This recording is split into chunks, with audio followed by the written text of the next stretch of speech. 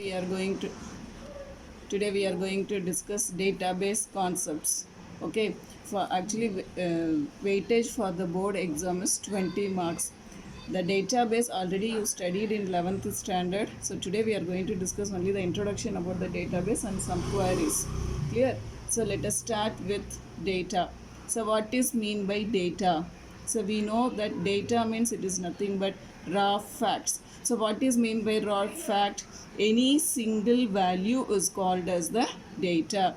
See, for example, I'm just going to write Arun. Now Arun is the data, meaningless. So we are saying only the name of the student. And then if I say 457, so what is mean by that 457? Nothing. It may be his marks, or it may be his total, or it may be his door number or plot number or something else. Okay, so the 457 is a single item. This is called as the data. Like this is a data. So now the data means it is nothing but any single item which does not convey any meaning. Okay, so now the collection of datas are called as information. The collection of datas are called as information. So in database, the informations are stored in the form of tables. So the tables can also be called as relations. So we know the tables. Table means it contains a collection of rows as well as columns. Okay, so in database we can store large amount of data in the form of tables. So we can have many number of tables in a single database file. Clear? Next.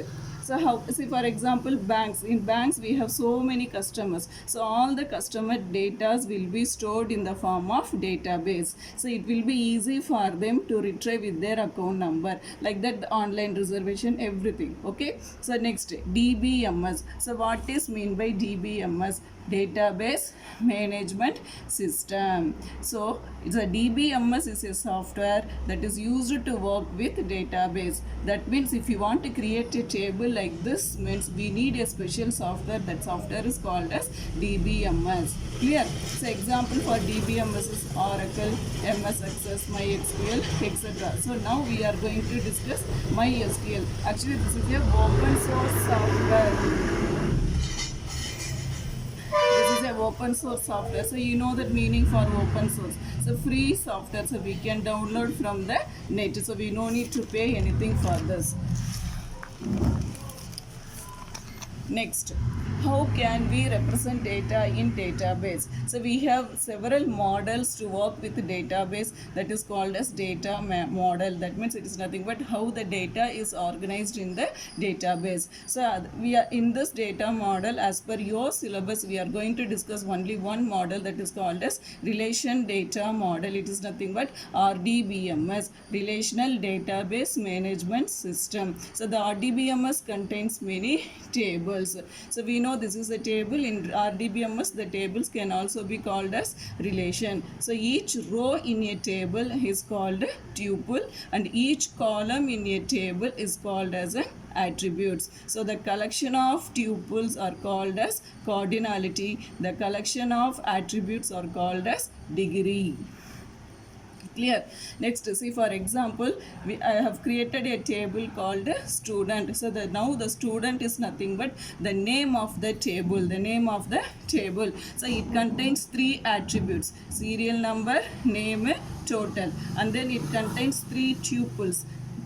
Three records. The records are called as tuples. So if I ask number of attributes means 3, number of tuples means 3. So what is the degree of the tables? I said the degree means it is nothing but number of attributes. So the degree of the table is 3. The cardinality of the table also 3. Cardinality means it is nothing but number of tuples. Clear? And then we have one more word, that is called as domain. So it is domain means here it is nothing but collection of values for which the column is derived. So see, for example, we have 3 columns like serial number, name, total. So the serial number, whatever data we stored in serial number, that will be kept separately. From there only we are going to retrieve the data in the table. Now the serial number, name, total, these are all kept separately. That is called as domains. Here in this 3 attributes, I am going to set the serial number, because we know that serial number is always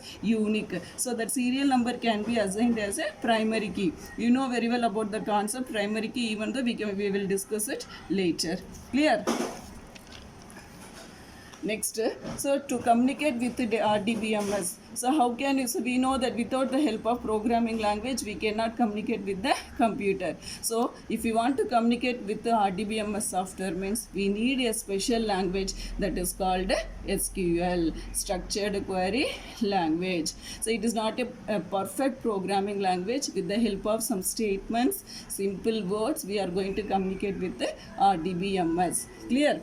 So next, we are going to discuss something about keys in a database table. So what is mean by a key? So identifying unique rows from tables. So identify the unique record from the table. We are going to set keys. So we have 4 types of keys in RDBMS. One is the primary key, candidate key, alternate key, and then foreign key.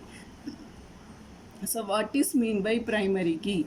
Uniquely identifies a record in a table. So for example, so we know duplication will be there. I will explain you in the next page. And then candidate keys, na the keys which are all eligible for primary key. See, for example, if the table contains serial number, name, and then date of birth, and then we have the mobile number, and then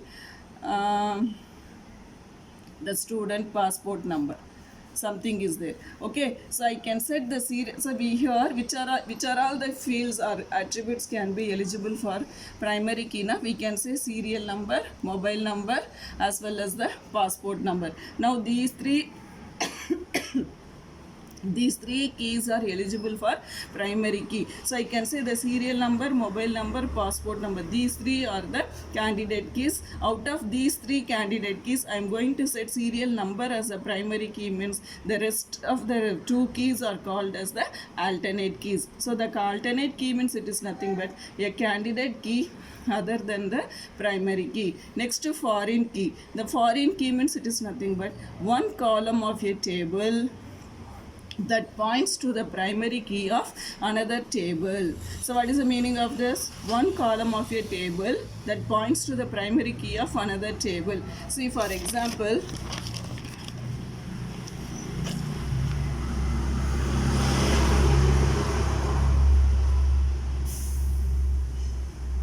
so we have a table called, we have 2 tables, one is biodata, another one is fee counter. Okay, in biodata table, which contains serial number, admission number, name, date of birth, address, passport number. So here the serial number, admission number, passport number, these 3 can be considered as a candidate key. Why we are going to select only these 3 keywords? Definitely we should not have any repetition of admission number or serial number as well as the passport number.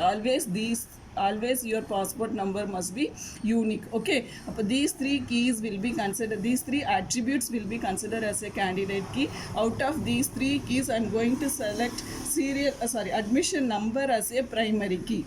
I'm going to select admission number as a primary key. So rest of the 2 keys, that is serial number, passport number, these 2 are called as the alternate key. Clear? Next, in the second table, fee counter. The fee counter contains 2 attributes, admission number as well as the fees amount. So here, I'm just going to create a relationship between 2 tables. What is the meaning of this? So here the admission number is acted as a primary key. So the primary key of one table can be accessed as the ordinary key in another table, that is called as foreign key. So in fee counter, the admission number must be acted as the foreign key. Definitely the admission number must be the primary key of some other table. Clear? Next, types of SQL commands. So types of SQL commands. So what are all the SQL commands we are going to discuss now? We have 4 types of SQL commands. One is the DDL, data definition language. So what is the use of the DDL commands?